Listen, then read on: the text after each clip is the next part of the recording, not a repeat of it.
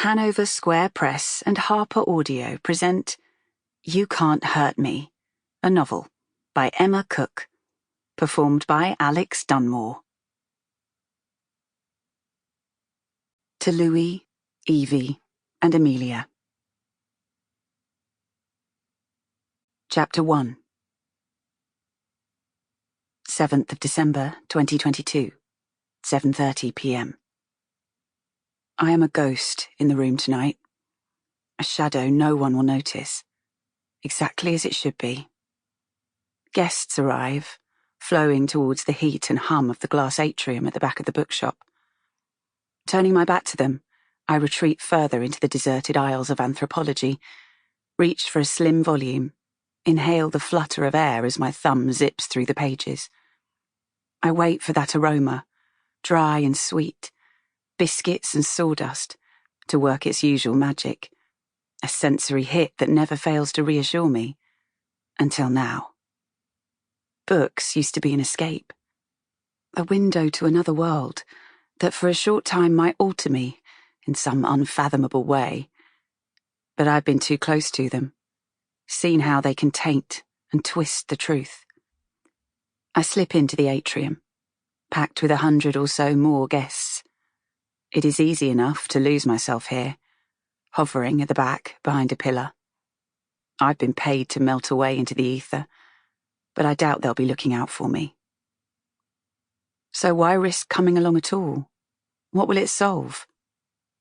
His book is displayed on a table next to me in a tower of carefully spiraled spines, a DNA strand to show every angle. On top, a hardback copy is perched upright, his name embossed across the front in glossy black. I imagine teasing out the bottom copy, watching them topple to the floor. The cover is luxuriant, creamy, a lily in one corner. It could be a bereavement card. In a way, it is. Loss in 50 shades of vanilla. In those pages resides a version of his wife, Eva. Much loved, much missed, much constructed, packaged up for public consumption. The other ghost in the room tonight. It is his back I see first as he walks through the crowd. Briefly, he turns around, and from my vantage point I watch him, this stranger, who only 3 months ago I thought I knew so well. He pauses to chat to someone, draws his fingers through the back of his hair, letting his hand rest at the nape of his neck, something I know he does when he's tired or anxious. He looks a little older this evening, a little greyer, a scattering of salt at his temples, a silvery haze of stubble at his jawbone. I see now, or is it wishful thinking, how the past few months have punished him too. He is leaner, perhaps, his face more angular. His brow bones protrude a little, lending him an almost hawkish glare. From where I'm standing, I spy an attentive young woman as she approaches him, offering up an open copy of the memoir, the shadow of a smile as they connect. Even from here, I can see she is transfixed, caught up in whatever he is telling her, that way he has of diverting the conversation and channeling it elsewhere. He pauses, bites his lip, and I see something new in his expression, a tentativeness perhaps, as he excuses himself from the guest, disappears into his public persona.